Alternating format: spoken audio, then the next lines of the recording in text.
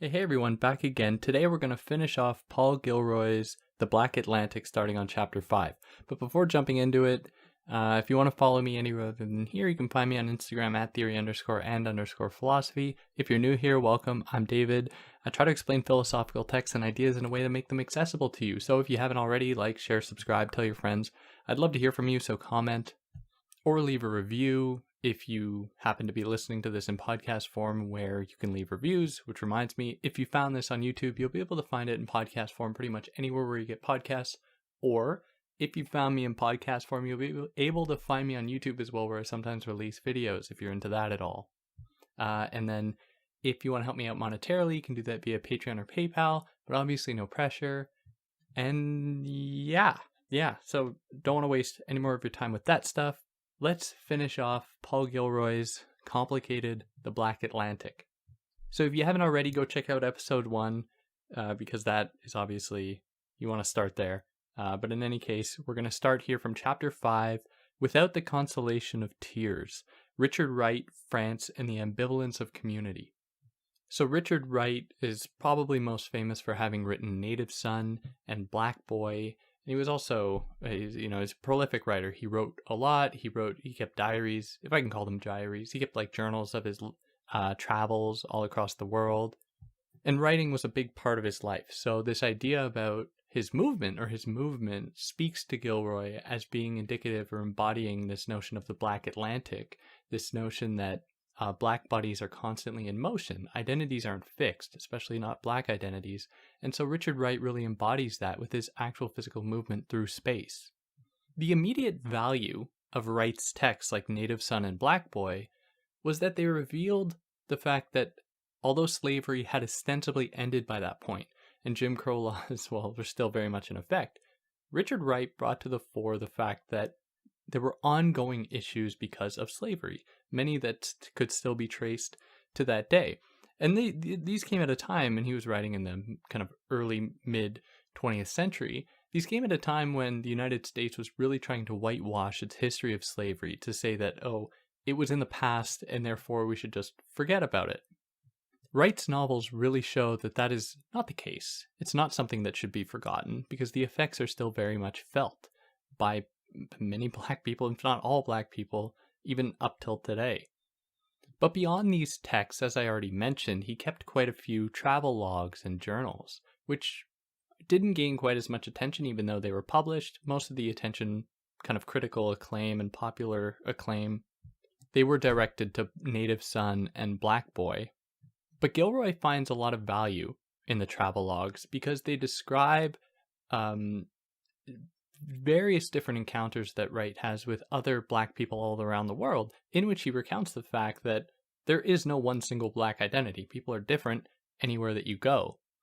And his writing this, him keeping these records, allowed him to break away from the confinement of essentialism that was at the time, and still very much to this day, something that permeates, at least in, as Gilroy points out, many conservative circles, even though I think that we can attribute the same kind of logic seeping into many so-called liberal or left-leaning circles as well.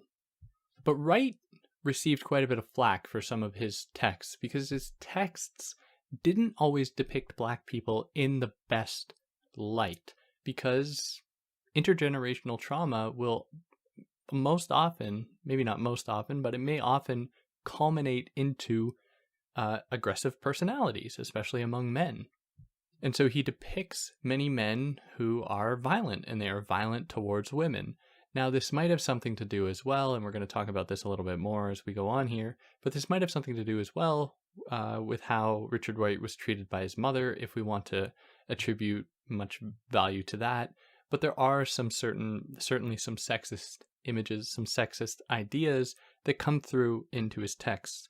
Again, we're going to complicate this a bit as we go on, but just to put it out there, he didn't receive as much praise as perhaps he would have expected because of the issue that he didn't always depict Black people in the best light. But that is part of the complexities of intergenerational trauma from an event, an ongoing, systematic event like slavery that has ripple effects throughout history.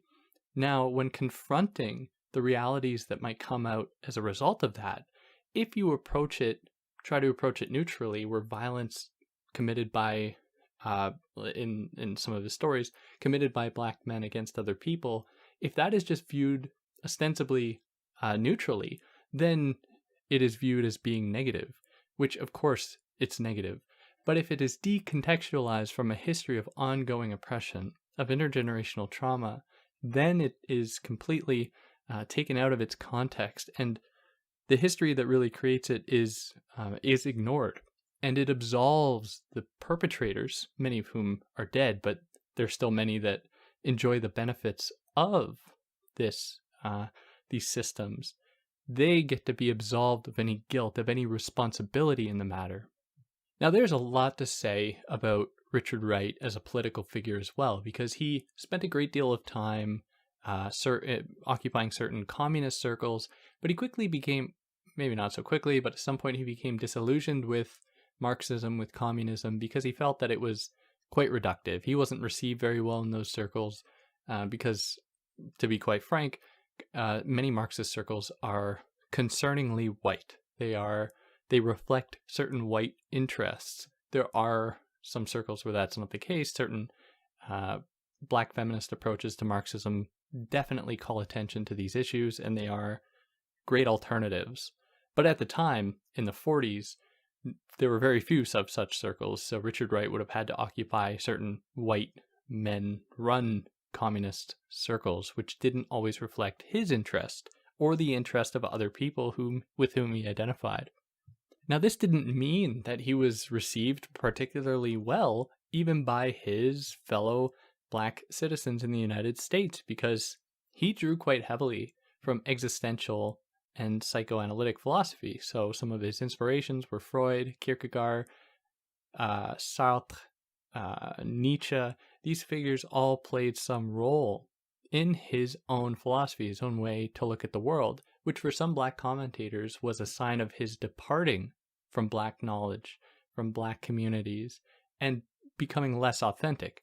Now, we've already troubled this in the first part, and Gilroy troubled it in the first half, because Gilroy asks, well, what is an authentically black identity? Why can't Richard Wright use these philosophers to think about his own life? Could they not offer something that would help him better understand his situation? And it's not as though he just takes their words and plagiarizes them as his own. He is mutating those words in order to comply with his own experiences in the world, which there's a great deal of value to. Now, both his existential and psychoanalytic leanings got him into some hot water in different ways. So his existential leanings certainly contributed to his being viewed as almost an apologist for slavery, or saying almost like the hardships that black people experience can't all be attributable to slavery, and there is some degree of responsibility on the part of black citizens to do their part. Now, Gilroy complicates this, and I have to put a huge asterisk here to say that this is in no way Gilroy's way of saying that he somehow doesn't associate with his own ancestors and their experiences of oppression and his own. He's in no way saying that. Rather, he's drawing attention to the fact that people were very quick to go after Richard Wright for not abiding by the scripts expected of him as a black academic and a black intellectual, because he really sought to get at the complexities of the aftermath of slavery and ongoing Jim Crow laws, and how that affects black citizens, and how even within those communities there are obviously going to be conflicts. Now, for my own part, as a 20-something-year-old white dude, I do want to say that something about Gilroy's really sticking to this point is a little bit unsettling to me. And I don't know if this is just my white guilt coming in, but he is almost saying the obvious here, in that, of course, there are going to be conflicts within the black community. Like, obviously, every community is going to have conflicts. But he pays such attention to it that I just don't understand what point he's trying to make. Because, and this isn't his fault really, but it's so easy to read this text and say, oh, look, I have Paul Gilroy's approval that slavery is done black people just need to pull up their bootstraps and then just get over it and move on. Now, while I know for a fact that that's not what he's saying, I think that it's not nearly as clear as it could be that that's not what he's saying, if that makes any sense. So I try not to put my own 2 cents in too often, but it's just something, I just found it unsettling, and it kind of comes about throughout the course of the book here, or throughout the entirety of the book, that there are these moments in which Gilroy is almost giving ammunition to people prepared to, essentially lay the blame on black people today and at the time that he was writing it. But just putting that out there. So Wright, as I already mentioned, spent a lot of his time as a communist, at least subscribing to those views. But he began to move away from it when he began to recognize some of the fascist undertones to some of these Marxist and communist circles. Because what do you really do with communism when it comes to settling racial issues or issues between different races? If you were to set up this, workers' utopia between different workers of different races or genders, how do you reconcile that? Are workers just workers, or should there be different consideration applied to or given to different workers of different heritages, different ethnicities, different genders, and so on?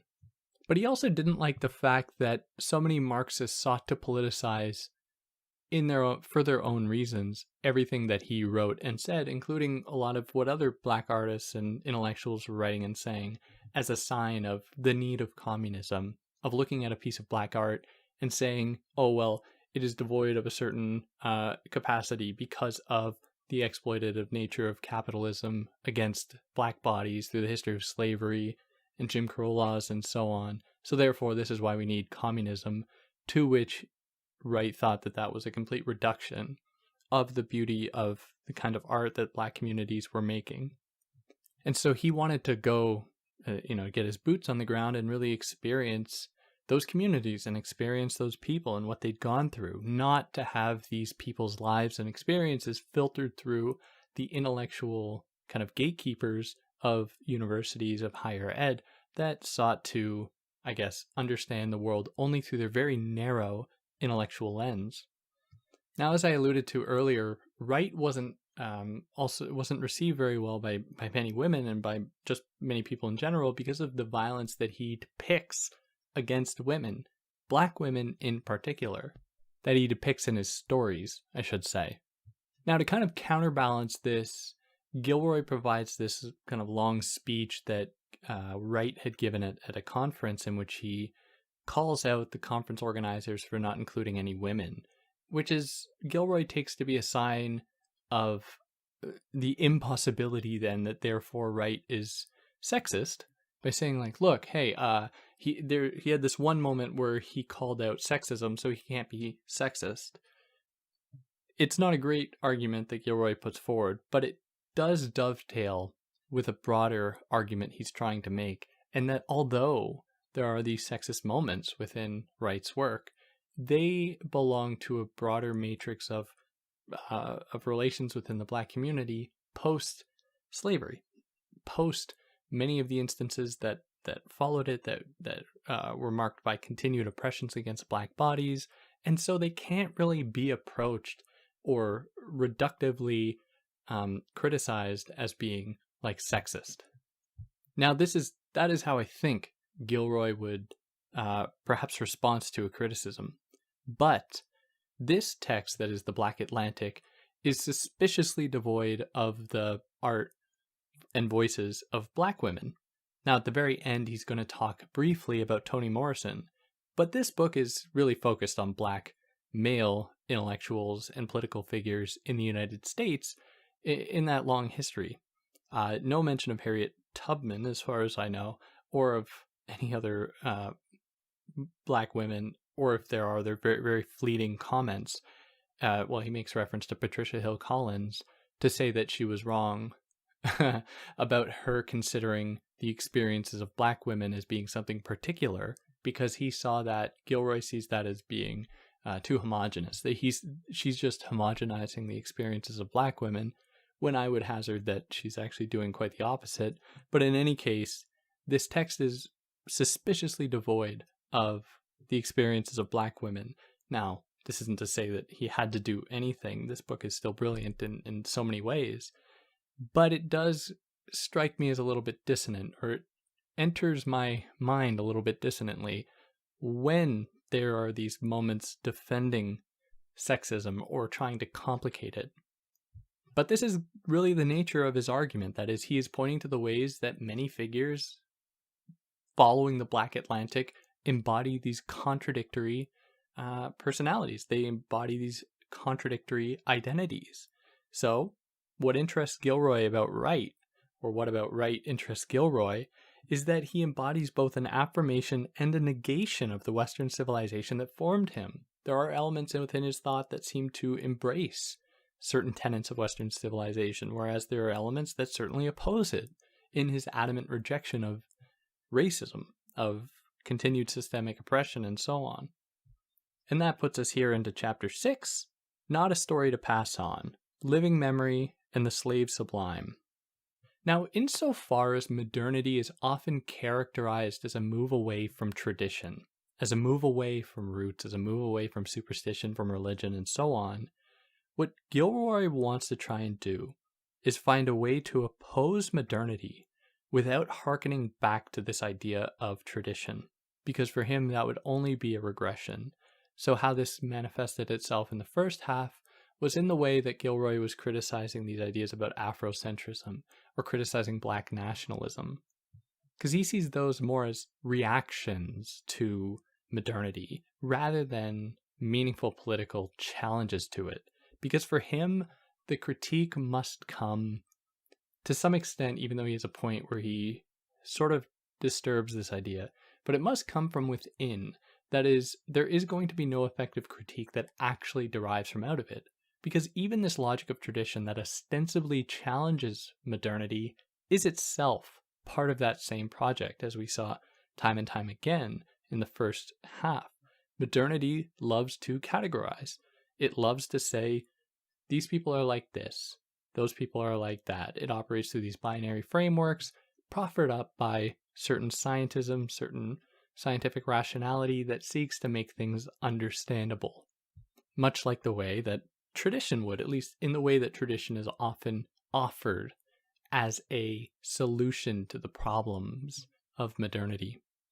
So obviously one of the big issues with Afrocentrism or with Black nationalism is that there is no one single African identity. It's not as though people in Africa just form this homogeneous mass.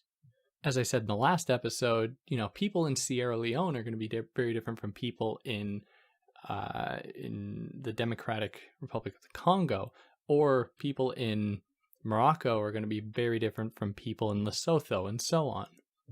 Now, he goes so far as to say that Afrocentrism is really just Americocentrism or Americacentrism, but packaged up in another way, because it only reflects the interests of certain Black Americans to have this space or to construct Africa in such a way so that it can be easily understandable, easily digestible, and provide a safe and clear alternative to the horrors, because let's not forget, they are horrors that were going on, to the horrors that are continually being exerted upon Black bodies.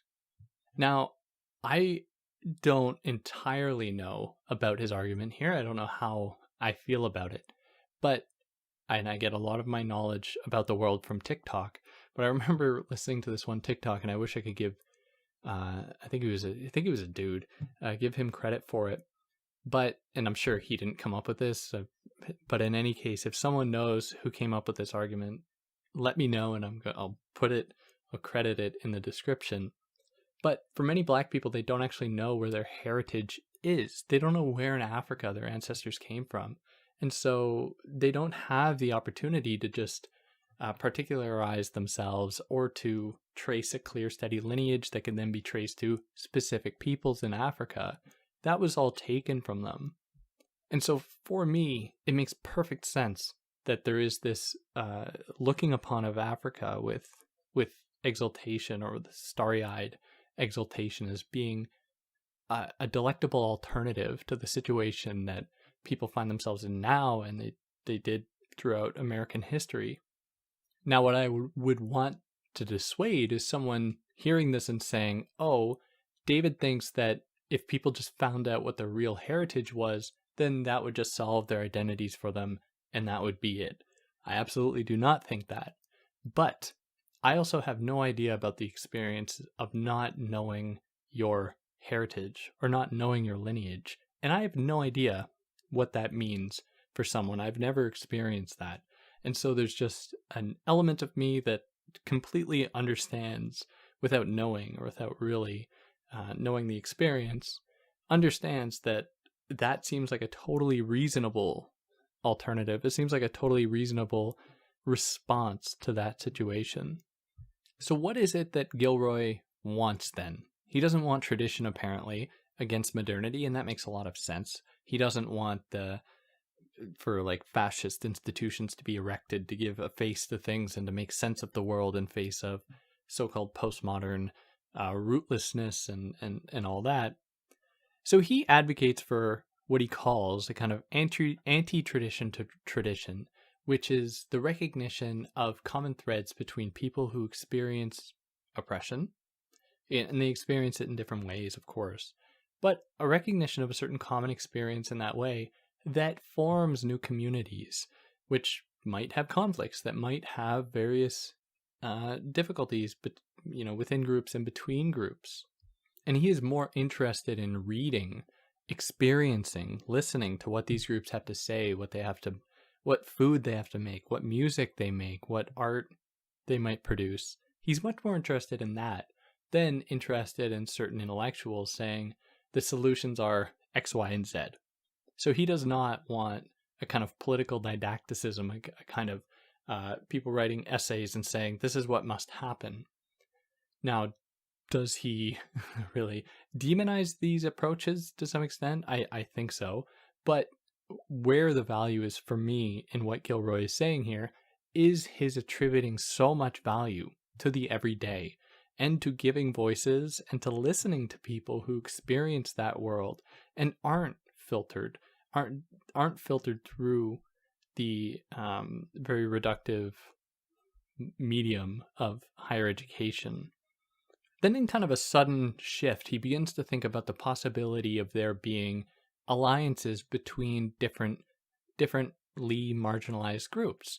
And he considers the possibility of alliances between Jewish people and between Black people, which he obviously says there isn't this magical affiliation that can be drawn between people, even though they've undergone similar experiences. Now, he focuses most on the Holocaust, not as much on the history of the slavery of Jewish people, like all throughout history, not so much on that, even though he makes some reference to it. Instead, he chooses to focus in comparing the Holocaust to slavery, which is it's a comparison that's very difficult to make. It's a tenuous argument. It's not one that I would ever, certainly not one that I would ever want to make. And he also recognizes that he's on shaky ground here, in that it's very difficult to talk about these two things as though they are the same, where one was the systematic erasure or attempt to erase a people off the face of the earth, while the other was using a people for the benefit of others, notably slave owners in the United States. And this isn't at all to say one is worse than the other. Like, there's no way to quantify that.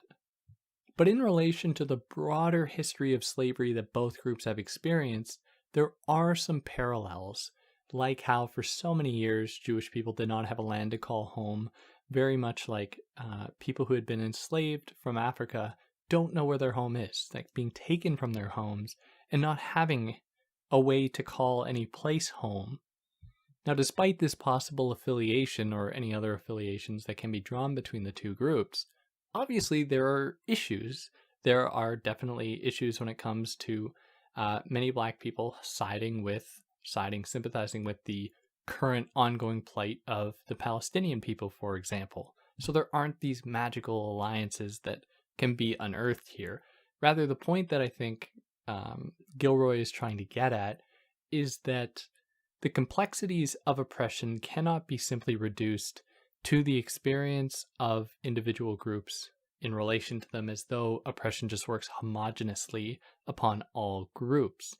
Now, it might seem a little bit counterintuitive for him to then try to draw these alliances as though there's anything similar, but recall how he is trying to understand the possibility of mutual threads of engagement in response to ongoing oppressions mounted against people, and how communities can form out of that, and how that might open the door for researchers, for everyday people to understand the current machinations of modern racism. And so he thinks that there's a lot of benefit to the possibility of having open dialogue between marginalized groups and how they experienced racism, how they experienced discrimination, to better understand the functioning of racism. Where does it come from? How does it work?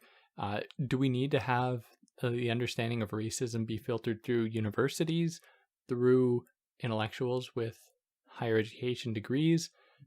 Probably not. Might some of these people have certain knowledge that could be helpful? Sure.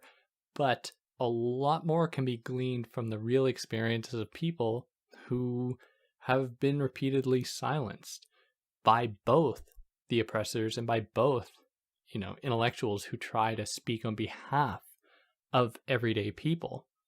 Now, of course, there are other difficulties here especially when it comes to drawing lines of affiliation between Black people and Jewish people. And so James Baldwin at one point said that, of course, the kind of plight that Jewish people experience is immeasurable. But he says that there is a certain degree of privilege associated with people who could be white passing, who can look white, who can walk down the road and it not be known that they are a target for oppression. Now, that is obviously a very tenuous argument, because a lot of Jewish people don't just walk down the road without being easily marked or identified. There are certain cultural icons that are associated with Jewishness that are then used against Jewish people. So although their skin color might not be one way, in many ways their cultural iconography, icons, are in themselves a part of their identity. So it's wrong on the one hand to say that, Black people are experiencing discrimination in a way because their skin is somehow more real than culture in terms of Jewish people's experiences. But on the other hand, he certainly has a point in the way that there is no possibility to hide for Black people. Being Black means that your life is always going to be seen as that. Now, Gilroy doesn't provide this argument or problematize this quite as much, but I think it's important to always take these very difficult comparisons with a grain of salt and to really wrestle with them to, I guess, the goal is not just to be unproblematic, but to not reproduce harms or violences against any population. And now finally, in the last pages of the book, he considers Toni Morrison's text Beloved, her book Beloved, as a book that really captures the traumatic aftermath of slavery and the way that intergenerational trauma works. And this comes out in other texts as well, like The Bluest Eye, for example, where the ongoing effects of racism and slavery leave indelible marks upon Black bodies, upon Black people's minds as well. And it can't just be undone overnight. It can't be undone over centuries, perhaps even a millennia. And this is why the project of reconciliation is one that will never end, or as Angela Davis says, freedom is a constant struggle. There is no end, and I think that it is quite operational and is quite effective, or would be quite effective, if we understood that there might not be an end to this, the possibility or the trauma that has been inflicted. Does that mean that nothing should be done? Absolutely not. It means, in fact, that we should be trying harder. We should be allocating more and more resources to make those lives as easy or as close to being better as they can. Because the issue with saying that there can be an end would then imply that there can be certain criteria laid out, upon which point we can say, we can wipe our hands of the issue. Society at large can wipe its hands of the issue and say, we are done with this. The trauma has been dealt with, and that is it. I fear that point might never come, and so we must always be prepared to rectify the situation as best as possible through reconciliation. Now, one of the other guiding threads between the Holocaust and between slavery was just the way that they both abide by certain logics of modernity. They were not exterior elements to modernity. In fact, they were both potentiated by modernity. So in the case of the Holocaust, there was an entire statistical apparatus, a quantitative calculus that was put in place in order to make it run as smoothly and efficiently as possible to move millions of bodies, with apparently no one really knowing about it, to move those bodies, to make them, to disappear them, to liquidate them, which demanded the, I guess, a very deliberate utilization of certain logics of knowledge about stats and quantitative stuff and all that organization that modernity kind of allowed for. And we get this really well. It's explained really well in Theodor Adorno and Max Horkheimer's The Dialectic of Enlightenment, which I've covered on this channel if you want to check that out. But they really make the case that modernity is something that has a very long history, and it predates itself in some ways, and many of its logics aren't quite as neat or easily attributable to a certain century as having emerged in a certain century. Likewise, many of the things that it's said to do away with, like barbarism, which is perhaps a regrettable term, barbarism or evil in favor of humanism or ethics. In fact, these things continued. And so they culminated into things like slavery, into things like the Holocaust, into eugenics orchestrated against people within Africa, the measuring of people's bodies in Rwanda, for example, and so on. Like the example, there are innumerable examples of the violences potentiated by logics of modernity, which further complicates, and it really speaks to the issue at hand for Gilroy, in that people within modernity, and modernity itself, is contradictory.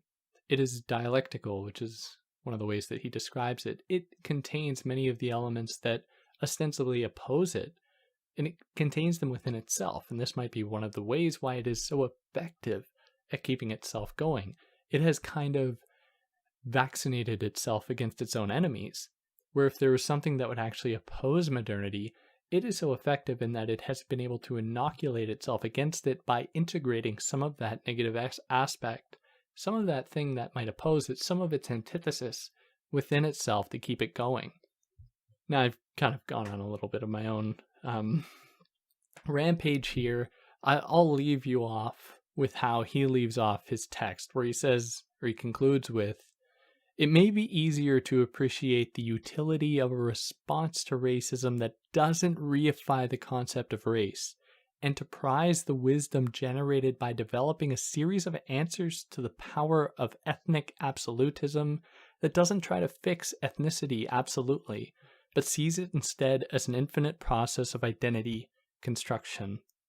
Which is really, I think, a good way to encapsulate the essence, if I can say that, of this text, of this book. And yeah, if you listen this far, I'd love to hear your opinions about it. It's a very difficult text, one that's is difficult to wrestle with, because he makes some very strong and controversial arguments that I'd be really curious what other people have to say about it. But yeah, if there's anything I excluded, I'd love to hear about it. If you just like what I did, leave a comment, pump that algorithm, and yeah, catch you next time. Take care.